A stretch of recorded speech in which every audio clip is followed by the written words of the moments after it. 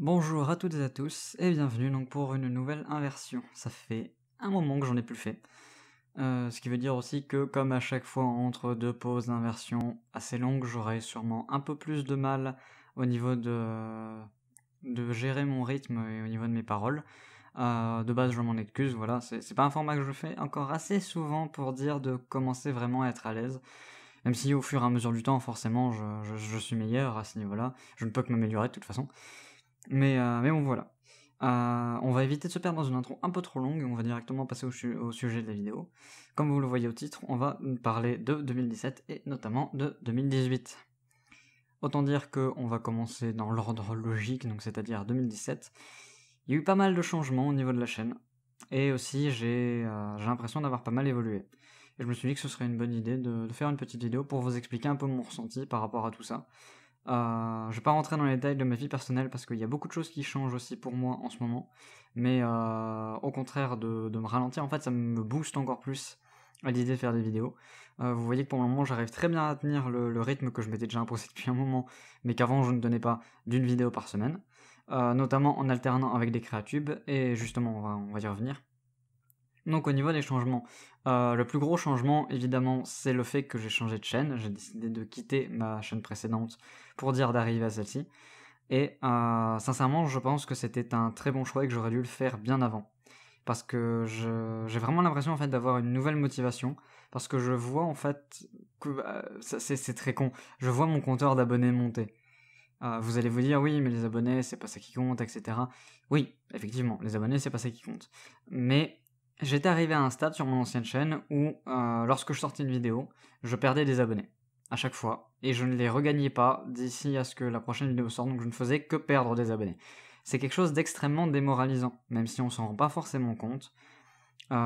Toujours perdre des abonnés quand tu fais un contenu, voir que les gens ça ne les intéresse pas et donc ils partent, que tu reproposes autre chose, les gens ça les intéresse pas, du coup ils partent. Au bout d'un moment, ça commence à vraiment peser, et je pense que c'est aussi pour ça que je faisais moins de vidéos à un moment. Parce que tout simplement, j'en avais marre de à chaque fois perdre des abonnés, alors que quand je faisais rien, au contraire, j'en gagnais. Logique. Et aussi, je stagnais toujours au niveau de mes vues. J'avais beau, vous le verrez de toute façon à peu près à ce niveau-là, mes dernières vidéos ont fait dans les 100 vues, grand maximum, un an avant, c'était 200-300 vues. Donc je perdais des vues et des abonnés au fur et à mesure. Donc autant recommencer tout sur une nouvelle chaîne, ce que j'ai décidé de faire ici, et ce dont je suis extrêmement content. Parce que même si j'ai beaucoup moins d'abonnés à ce niveau-là, et notamment ça va me permettre de rebondir sur un truc après, même si j'ai beaucoup moins d'abonnés, j'ai au moins l'impression que les gens sont actifs. J'ai à peu près autant de commentaires en vrai, parce que j'avais pas énormément de commentaires sur mes vidéos.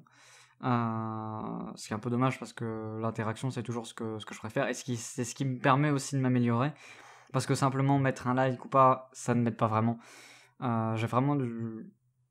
J'ai besoin de commentaires, d'avis constructifs à ce niveau-là pour m'améliorer.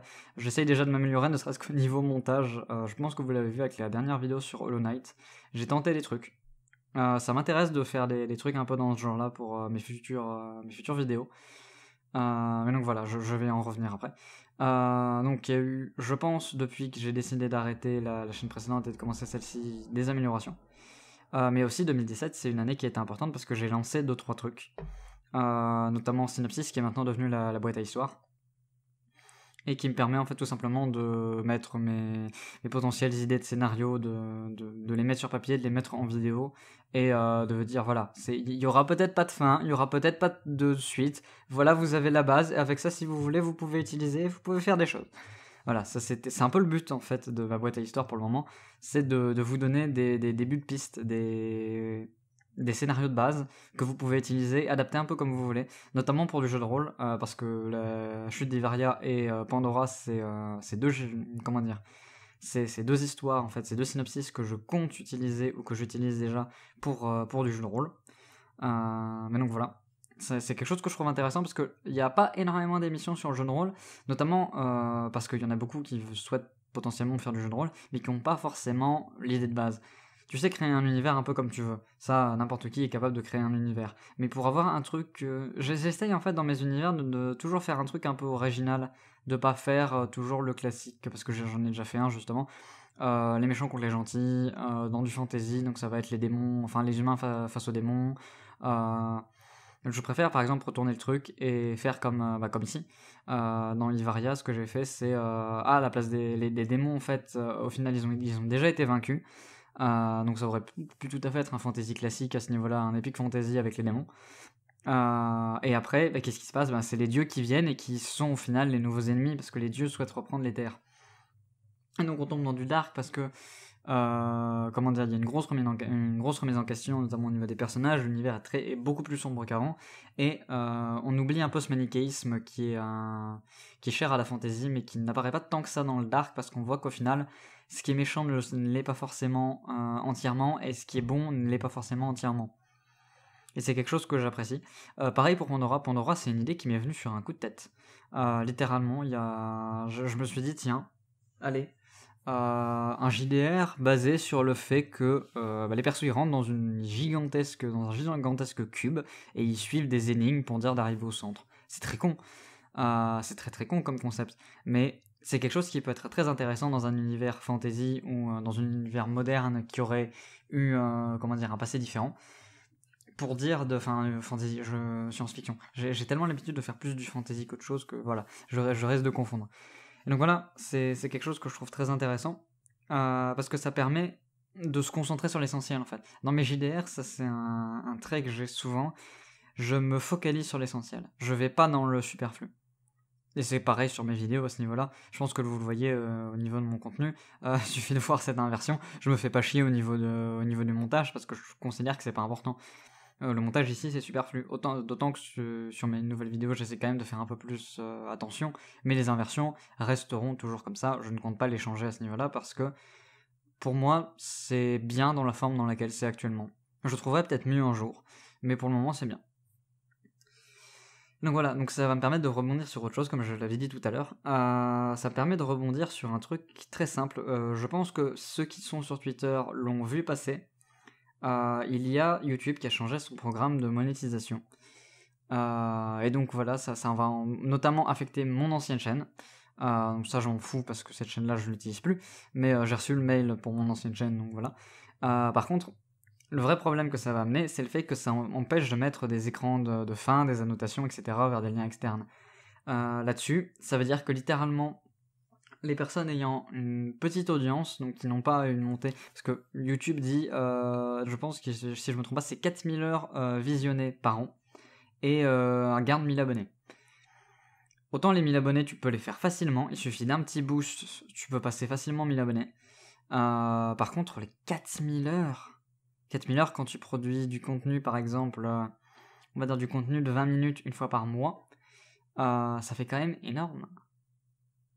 Je sais pas, en plus le pire c'est pour les formats courts, notamment moi ma chaîne, je sais parfaitement que cette chaîne-ci ne va pas entrer dans ce format-là. Et ça me fait chier, parce que du coup je ne vais pas pouvoir utiliser les écrans de fin et les annotations. Donc va falloir que je sais pas, je comprends pas en fait l'intérêt de YouTube à ce niveau-là d'enlever ça aux gens qui ne monétisent pas. Enfin si, c'est pour faire que les gens aillent monétiser leurs vidéos, parce que comme ça leur fait plus de revenus. Mais c'est con, parce qu'en fait sincèrement c'est un outil qui permettrait justement aux chaînes de s'améliorer. Et notamment, la raison, je vais vous le dire tout de suite, c'est pas pour les... Je pense que j'ai gagné 10 centimes avec ma chaîne depuis que je l'ai monétisé. Je n'ai pas monétisé mon ancienne chaîne pour l'argent, parce que je savais que c'était très bien, je savais très bien que c'était inutile. Non, c'était pour une raison tout à fait autre, c'était pour la visibilité. Parce que YouTube va plus facilement mettre en avant un contenu qui est monétisé qu'un contenu non monétisé. Parce que pour lui, tout simplement, ça lui rapporte plus d'argent, ce qui est compréhensible au niveau du site en lui-même. Donc voilà, ça m'enlève des opportunités potentielles.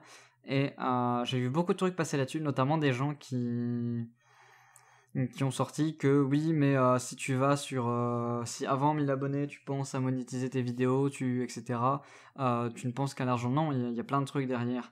Et je pense que ces gens-là, en fait, sont juste... Je sais pas. Je trouve ça extrêmement prétentieux, en fait, de venir sortir à quelqu'un qui débute, qui se dit bah je vais monétiser mes vidéos, si ça me rapporte quelques centimes c'est déjà ça, de lui dire oui mais tu commences YouTube pour l'argent. Non, c'est pas parce qu'on monétise qu'on commence YouTube pour l'argent. Il y a d'autres trucs derrière. C'est actuellement YouTube, la monétisation c'est plus que juste faire du fric. Le fric, je vais sûrement jamais le toucher parce que c'est sur un compte un compte AdSense que je n'ai pas relié à quoi que ce soit parce que je n'utilise pas de carte bancaire. Donc à ce niveau-là, c'est totalement débile. Je pense que sincèrement, les gens à ce niveau-là, faites gaffe à ce que vous dites parce que vous mettez un peu tout le monde dans le même sac. Et ça me fait chier. Ça me fait chier parce que à ce niveau-là, j'ai entendu qu'un seul son de cloche. C'était dans ce sens-là, du genre de oui, mais si tu mets, si tu monétises à moins de 1000 abonnés, t'es là pour l'argent et donc va-t'en parce que YouTube c'est pas pour ça. YouTube actuellement, désolé, YouTube, j'aimerais que ce soit une plateforme de créateurs où on n'est pas là pour l'argent. Actuellement, il y en a beaucoup trop qui sont là pour l'argent. Et YouTube les encourage. Parce qu'à partir du moment où tu es là pour l'argent, ça veut dire que tu vas optimiser tes miniatures, optimiser ton temps de vidéo, optimiser tes choix de sujets, et potentiellement essayer de passer en tendance, etc. pour dire de faire monter ta chaîne et tes vidéos. Et c'est con, je comprends que YouTube mette ça en avant parce que c'est normal. Une vidéo qui peut potentiellement faire des vues et qui est monétisée, il faut lui donner les vues pour dire que YouTube à côté soit rémunéré. Et le truc, c'est que voilà, me dire que actuellement en 2018, si tu commences YouTube pour l'argent, c'est que t'as pas compris le sens de YouTube, c'est faux. C'est triste à dire, c'est très très triste à dire, mais c'est faux. Parce que justement, au contraire, celui qui commence YouTube pour l'argent, en ayant déjà optimisé sa stratégie de communication, en se créant des réseaux assez vite, en essayant de faire en sorte que ces montages et ces vidéos soient attrayants, intéressants, et touchent une sphère qui est une niche pas trop grande non plus, mais pas trop petite pour dire de quand même avoir une possibilité de s'extraire de cette niche plus tard, c'est totalement logique, ça va totalement dans le sens du site, hein. C'est triste, c'est très très triste. Je préférerais aussi que YouTube, je l'ai dit dans ma vidéo sur Robus, je crois en un YouTube de l'émotion. Malheureusement, actuellement, YouTube me prouve le contraire et ça me fait chier. Ça me fait extraordinairement chier. Donc voilà, petite parenthèse vite fait, je vais pas revenir plus longtemps là-dessus. On va parler justement de 2018 avec cette nouvelle motivation que j'ai chopée depuis quelques semaines à sortir une vidéo par semaine de façon très régulière. J'ai aussi pas mal de nouveaux concepts qui sont en cours, donc notamment la boîte à histoire qui est arrivée. Le fait de parler jeux vidéo en fait tout simplement. Je pense que je vais parler un peu plus de jeux vidéo sur cette chaîne cette année. Sincèrement, j'espère que ça vous dérange pas. Je ne me considère pas comme un critique JV. Je fais juste que donner mon ressenti par rapport à des jeux. D'ailleurs, la prochaine vidéo qui va sortir parlant de JV, il y a de grandes chances que ce soit sur Nier Automata. Et actuellement, c'est pas bon. Je vais pas en dire plus, mais waouh, j'aurais des trucs à dire. Et pas que du positif, malheureusement. J'aurais aimé pouvoir dire que du positif, en vrai. Le jeu m'intéresse, mais voilà. Je vais pas parler plus longtemps. Donc l'élargissement de mes sujets en termes de possibilités. En fait, je ne me restreins plus sur cette chaîne. J'ai envie de parler d'un truc, je parle d'un truc. Je considère que de toute façon, j'ai rien à perdre. J'ai pas encore de public, donc si c'est le moment pour me forger un public, c'est justement en essayant différents trucs. Et ça va me permettre justement d'arriver sur le prochain sujet, parce que j'ai une petite liste de textes avec les quelques éléments importants, histoire d'éviter de trop me perdre, hein, la méthode classique. Pardon, excusez-moi, je suis un peu occupé de tomber malade, j'espère que ça s'entend pas trop ma voix. Donc voilà, dans les potentiels nouveaux projets, il y a notamment un projet que j'en ai déjà parlé sur Twitter, donc ceux qui me suivent sur Twitter le savent déjà. Si vous êtes abonné à cette chaîne et que vous ne me suivez pas sur Twitter, n'hésitez pas à me suivre parce que je suis extrêmement actif dessus.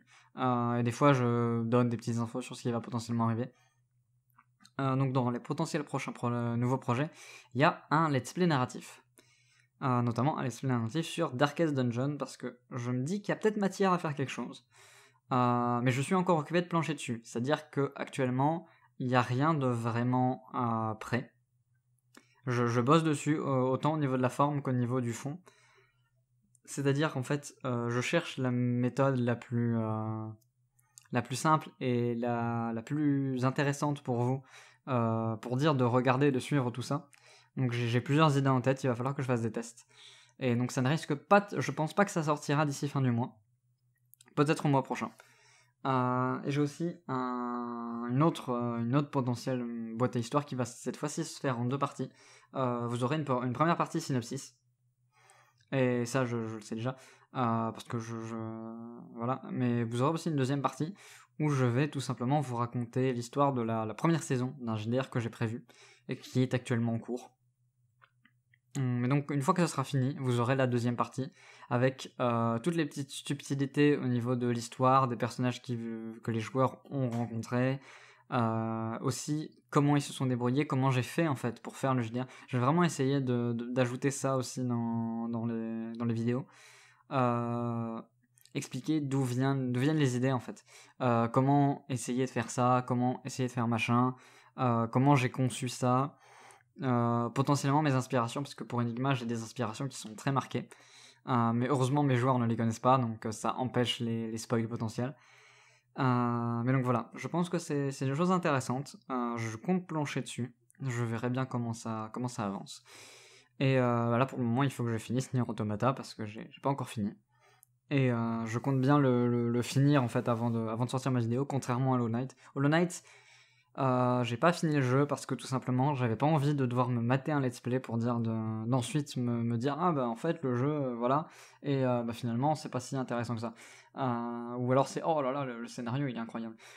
Je considère que c'est mon expérience de joueur et qu'à partir du moment où je vais utiliser un let's play ou quelque chose d'autre pour dire de m'aider, ce ne sera plus mon expérience seule de joueur, et donc dans ce cas-là je ne pourrai pas parler comme je l'aurais fait en fait. Et pour Nier, par contre, je n'ai pas de problème au niveau de difficulté, j'arrive à trouver mon chemin, etc. Il y a une minimap, ça m'aide. Donc voilà, je pense que Nier Automata, ça risque aussi peut-être de sortir d'ici semaine prochaine, peut-être. Ou ça ou un Créatube d'ailleurs. En parlant de Créatube, je reviens dessus. Vous avez vu, j'ai déjà sorti 2 Créatubes. Je compte encore en sortir d'autres. En fait, les Créatubes, c'est ce que je considère comme ma bouée de sauvetage.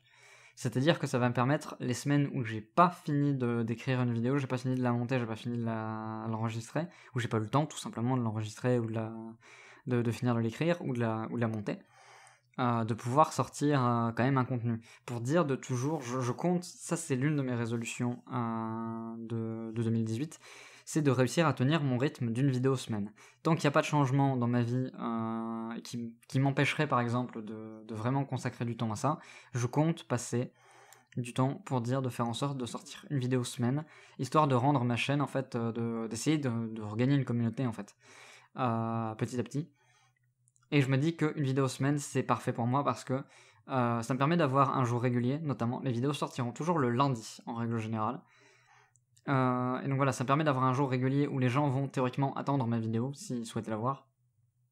Ça me permettra aussi de me donner une dynamique de travail et de ne pas arriver à un stade où des fois je sors pas des vidéos pendant 2 semaines ou 3 semaines ou 1 mois ou 2 mois parce que j'ai pas envie, parce que j'ai la flemme. Parce que comme ça au moins j'ai toujours un truc derrière en fait, j'ai toujours quelque chose, j'ai une bouée de sauvetage si besoin, mais c'est vraiment une bouée de sauvetage parce que les Créatubes c'est très bien, mais je ne pense pas que ça marche vraiment très bien. Je pense que je suis encore l'un des seuls à en faire. Ce qui est très triste parce que le concept de base était très très bon, mais pour moi ils ont fait un mauvais plan de com à ce niveau-là, Ocam et les autres. Mais bon voilà, je ne vais pas épiloguer là-dessus, c'est pas le sujet de la vidéo. Donc voilà, plein de bonnes choses pour 2018, j'espère que pour vous aussi 2018 sera une très bonne année malgré la merde qui se passe actuellement en termes de politique, en termes de tout en fait. La merde qui se passe dans le monde, j'espère que ce sera une bonne année pour vous, j'espère que vous avez pris des résolutions que vous pourrez tenir, je sais que vous pourrez les tenir de toute façon. En tout cas, je vais faire en sorte que les miennes se tiennent, et si ça peut encourager certains aussi à se lancer, n'hésitez pas, c'est con, mais je le dis je devrais le dire un peu plus souvent. En vrai, même si YouTube actuellement c'est la merde au niveau des partenariats, etc., de la monétisation, je vous conseille quand même de vous lancer sur YouTube si vous souhaitez vous lancer depuis un moment. Parce que, justement, on commence jamais trop tôt. Moi, à ce niveau-là, je suis très... En fait, je suis très triste par rapport à moi-même de ne pas avoir sauté le pas de refaire une chaîne plus tôt. Je me suis trop accroché à ce que j'avais à peu près construit en 2 ans, et j'ai pas pensé, je me suis berné là-dedans, alors que j'aurais pas dû, j'aurais dû recommencer depuis un moment. Donc voilà, n'hésitez pas, lancez-vous, si vous avez des projets, lancez-vous. Pour le reste, je vous dis à bientôt pour une prochaine vidéo. Allez, à plus.